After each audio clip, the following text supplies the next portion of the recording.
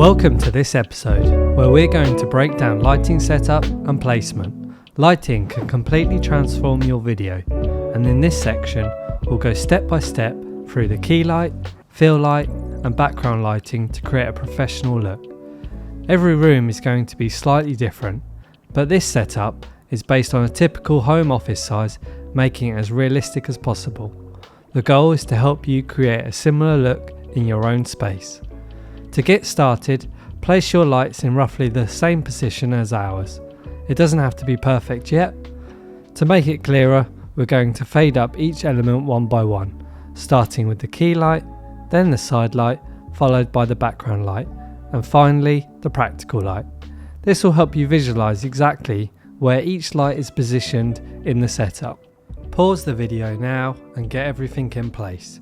If your back wall is further away, just adjust the background light accordingly. Now I'm going to walk through the setup with Kirk in a bit more detail. So we're here with the setup with all our lights in place, and you'll probably notice the sun is smashing through the windows. Yeah. So what we want to do is kill that basically. So we'll close the blinds off. Yeah. If we've got natural light coming through, it's really hard to control and it's inconsistent. So first of all, we've placed the key light slightly off to your right hand side, yes, and slightly in front, yeah, at probably just slightly above your head height, and this is our key light.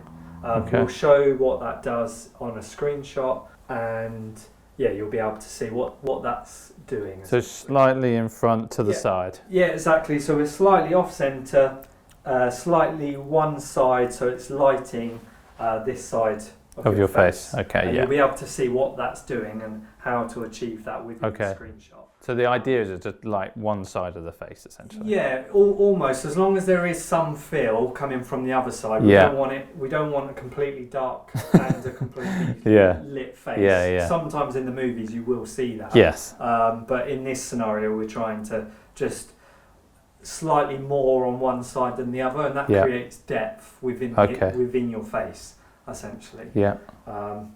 So that's the key light. So next we have, I'm going to call this kind of like a side hair light. It's not quite a backlight, but what that's doing is essentially lighting the other side of your face with a little bit of colour, and it's creating shape within your face, and you'll see the difference between off and on, and it's just giving you a bit of like picking you up a little bit, just to give you an edge around the back of your face essentially. So this is a different colour light? Yeah, so right over there we've got a daylight key light. Yeah.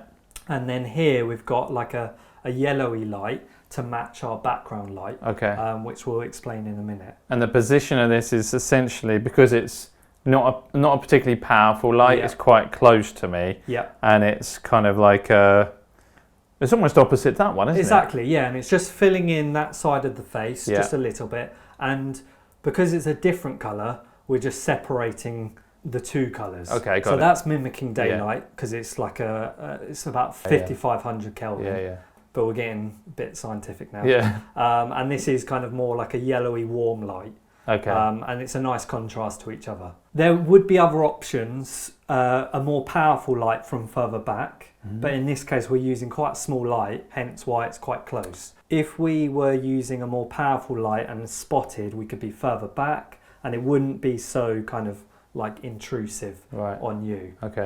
But we're working to a budget, so we're working within our means of what we have available. Obviously, if you didn't have a desk here, you just raise the stand up and get that in. The stand is not in shot, and that's important to make sure it's not, because we don't want people to see the stands. No, of course. But that's fairly obvious. So this is our background light, and essentially this is just lighting this area of the room, which is essentially white walls. And we've chosen a bit of colour, yellow, which matches the side light, and essentially that's just creating a bit of separation between our daylight light and the background. Okay. You could pick any colour. You could go daylight and it would all be nice, bright and airy, but in our case we've chosen a yellow colour to kind of reflect the brand a bit more, and make it pop a bit more. Okay, yeah, that sounds really good. Does it matter where it's placed? So it's kind of within the limitations of the room. So we've got it off camera, as close as possible, so the stand is not in it and the light's not in it, and it needs to basically illuminate the background whilst not being in shot. That's kind of what you're looking for. So it really depends on the room and what you're working with, but essentially as long as it's lighting up the background, then that's what we're looking to achieve. The sun is blasting through our windows. So first of all, which we already did earlier, but I just wanted to show the difference. Now this is looking quite good as it is, but the downside to this is, depending on the different times of day, you're not going to get it looking like this all the time. Yes. And obviously I have controlled the lighting somewhat because we've closed half the curtains. Now if we close all the curtains or the blinds, we're going to start slowly killing the light so we can control it. And now this is what it looks like without any light at all, apart from what's coming through the blinds. And there is a little bit, but ideally you'd black that out completely. Yeah.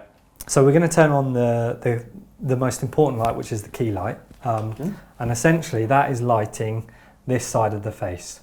We have got some fill light coming this side from the bounce of the wall, which is helping quite nicely because we don't want this side of the face too dark, and we also don't want it lighter than this side. So I'm going to show what this looks like when we start dimming it. And so that's currently off. We still have got quite a bit of natural light coming through, but it's bearable. And then we're just picking that up till we feel like there's enough on that side of the face just to make a difference to the other side. That's what we're looking for. Yeah. And now if I turn this key light left and right, you'll be able to see what that's really doing.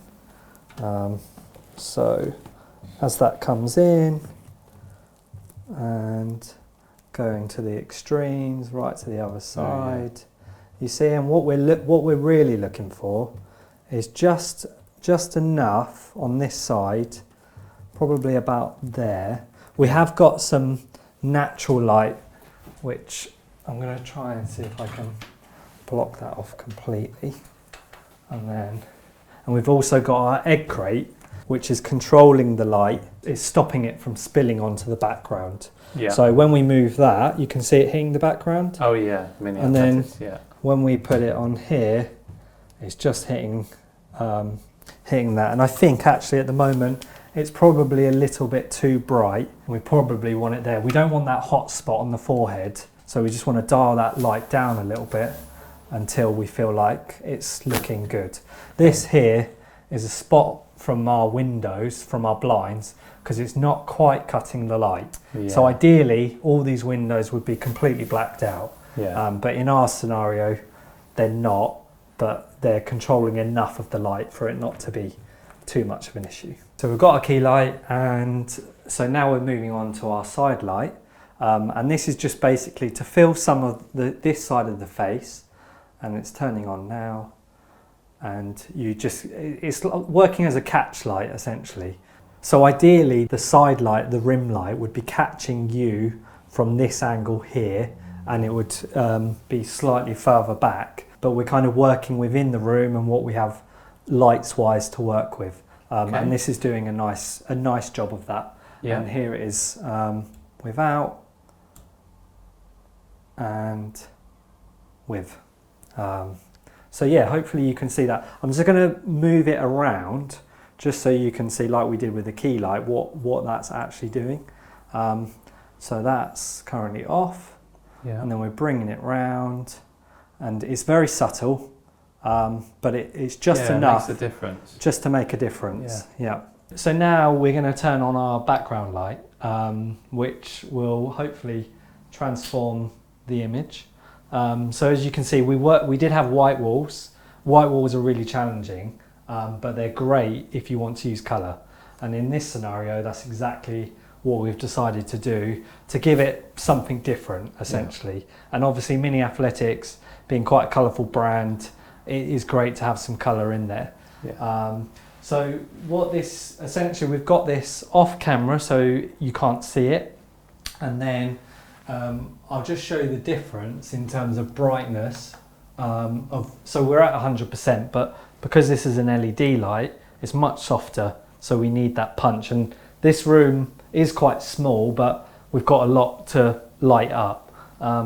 But essentially, if we turn that right down, you can really see what that's doing to the room.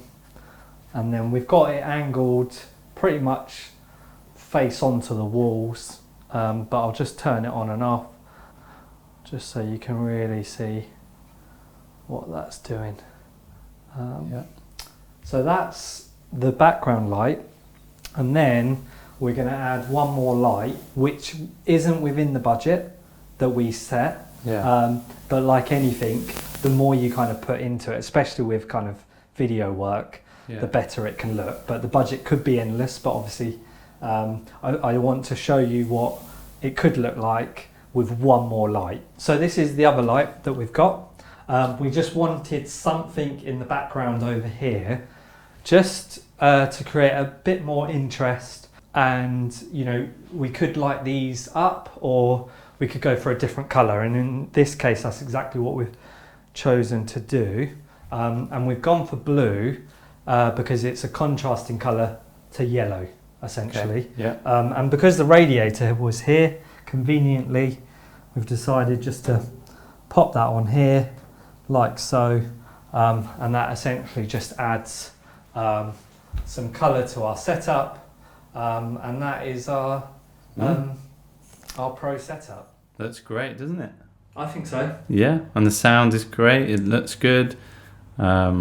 It's just makes the office look a lot more like a studio, which was the overall goal. Yeah.